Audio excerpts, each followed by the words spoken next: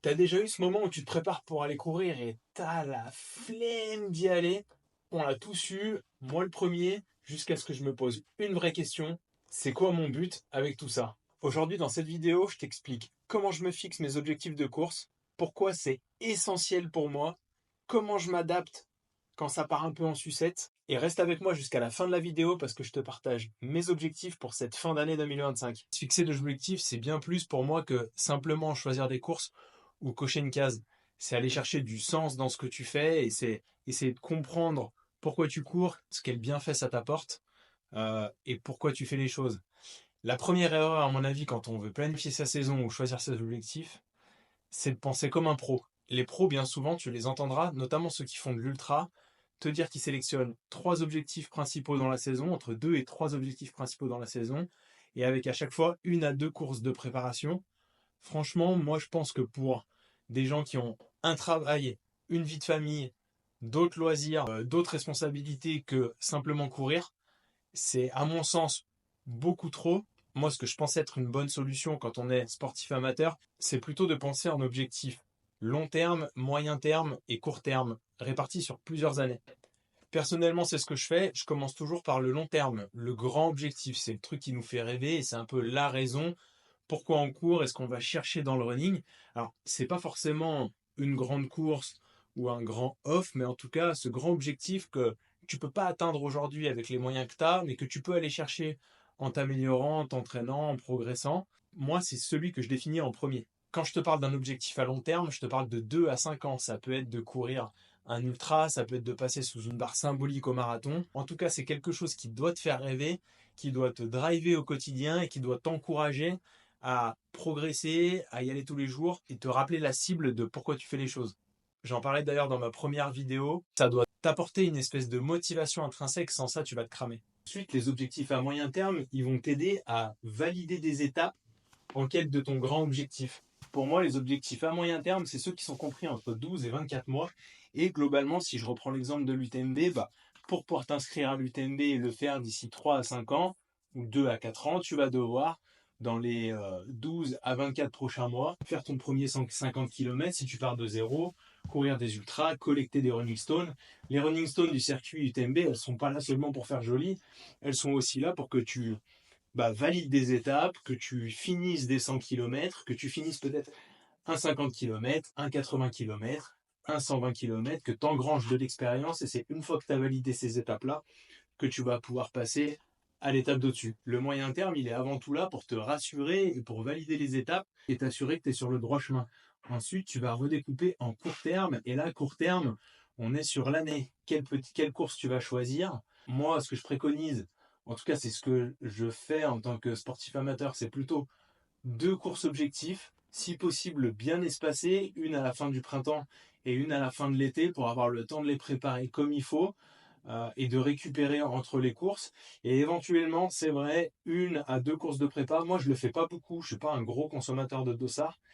Mais par contre, c'est vrai que c'est bien d'aller faire 1 à 2 courses de prépa sur lesquelles tu as un peu moins de pression ou d'obligation de résultat, entre guillemets, pour valider des trucs, tester, utiliser les bâtons en course pour la première fois, la nutrition, l'hydratation, etc., etc.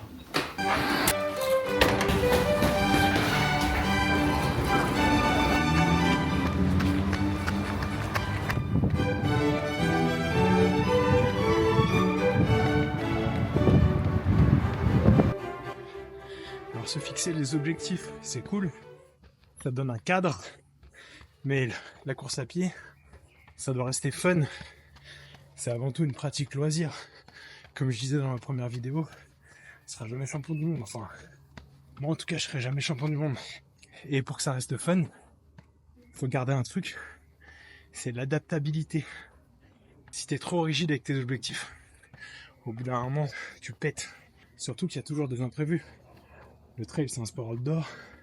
Il y a la météo, il y a les blessures, la vie pro, la vie perso qui peut prendre le dessus, et même qui doit prendre le dessus pendant certaines périodes. En fait, tout ça, si tu sais pas apporter un peu de flexibilité dans ton emploi du temps, dans tes objectifs et dans ta pratique, en fait, ça fait des contraintes supplémentaires, du stress supplémentaire Et au final, tu peux pas tenir la cadence. Et c'est là qu'avoir des objectifs moyen terme, long terme, ça te permet de relativiser quand au niveau court terme, il y a tout qui part un peu en vrille. En tout cas, n'hésite pas à me dire ce que tu penses de tout ça dans les commentaires. Comment tu construis ta saison, comment tu choisis tes objectifs.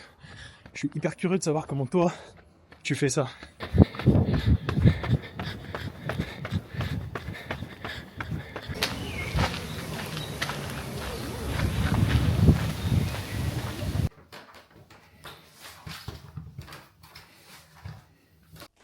La dernière chose dont je voulais parler avec toi, c'est la différence entre objectif et intention. En fait, dans l'entraînement, et dans ta carrière, entre guillemets, de trail, tu peux te fixer des objectifs, mais c'est important d'avoir des intentions. La différence, c'est que un objectif, c'est quantifiable, c'est mesurable. Tu réussis ou tu réussis pas, succès ou échec. C'est binaire. Et du coup, ce côté définitif de tu réussis ou tu réussis pas, bah, parfois il peut être difficile à vivre, notamment quand tu te fixes des objectifs qui sont un peu trop ambitieux.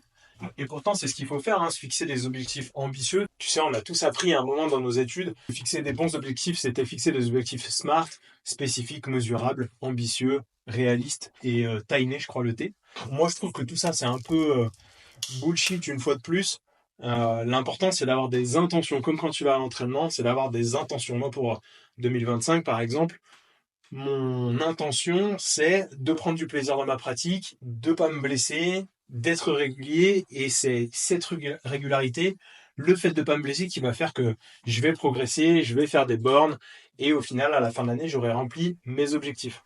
Et du coup, c'est un peu en combinant les deux que je garde et la motivation et l'envie d'y aller un peu tous les jours pour progresser, parce que même si la séance, l'objectif c'est de courir, je dis une bêtise, 4 fois 10 minutes à 4,15 au 1000, et ben en fait j'y vais avec l'intention de courir 4 fois 10 minutes allure marathon, je mets l'intention, je mets l'effort, et au final, bah, quoi qu'il arrive, la séance je l'ai faite, et du coup quelque part je l'ai un peu réussi.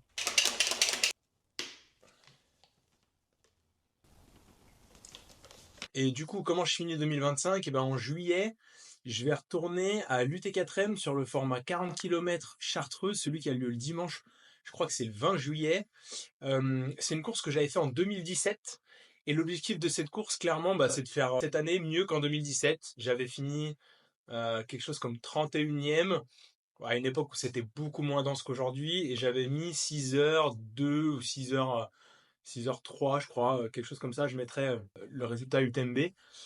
Donc l'objectif c'est de faire mieux quasiment 8 ans après. Classement, je m'en fiche. Je veux juste me prouver à moi-même qu'en fait je peux être meilleur avec 8 ans de plus que ce que j'étais à l'époque, alors qu'à l'époque j'étais relativement affûté et que on peut progresser en trail après 30 ans, après 35 ans, que c'est un sport multifactoriel et qu'on peut être meilleur en travaillant mieux la nutrition, la descente, un peu de musculation, du gainage, etc., etc.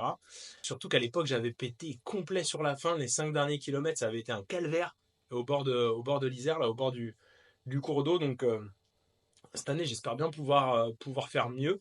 Et pour la fin d'année, j'hésite encore. J'ai deux options que j'ai envie de te partager. La première, c'est d'aller à l'Endurance Trail des Templiers en octobre sur un format 100 km avec 4000 de dénive.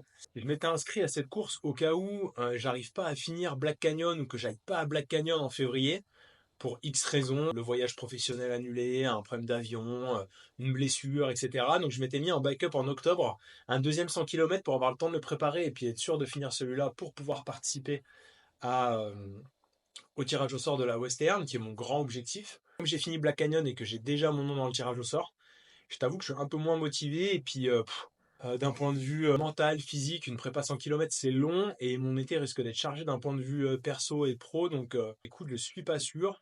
La deuxième option, ça serait d'aller courir un marathon d'automne ou à minima un semi, parce que j'ai pas de marque, ni sur semi ni sur marathon, parce que je dois pas être loin de courir autour de la barre des 3 heures et que j'aimerais bien aussi me prouver que je peux descendre sous la barre des 3 heures, qui est une barre un peu mythique pour le marathon. Donc il y a Florence fin novembre, donc il faut que je me décide vite si je veux le faire et y aller. Mais ça me botterait bien comme projet. Même si là, avec le retour du beau temps, j'avoue que les sorties longues en trail, ça fait plaisir et du coup, ça fait un peu pencher la balance du côté des Templiers quand même. Dis-moi en commentaire ce que tu ferais à ma place. L'idée d'aller faire un marathon, c'est aussi d'apprendre et de pouvoir capitaliser sur le fait de courir longtemps, un peu vite pour la western dans les années qui viennent. Et pour la chaîne, bah écoute, j'ai pas du tout d'objectif ni d'abonnés ni de vues à un certain moment de l'année. Je me dis pas bah j'aimerais à la fin de l'année avoir 1000 abonnés, 2000 abonnés, etc. Pas du tout. Je me suis fixé un objectif chiffré qui est de sortir 10 vidéos en 10-12 semaines, à peu près une vidéo par semaine pendant 2 mois et demi. Derrière ça, il y a surtout plein d'intentions. L'intention de progresser à chaque vidéo, l'intention de donner des conseils aussi un petit peu à chaque vidéo, d'être régulier, de monter en compétence sur le montage, sur le choix des musiques, etc., etc. Trouver mon style et la communauté qui va avec. Merci à tous et je vous dis à bientôt dans la prochaine vidéo. Ciao!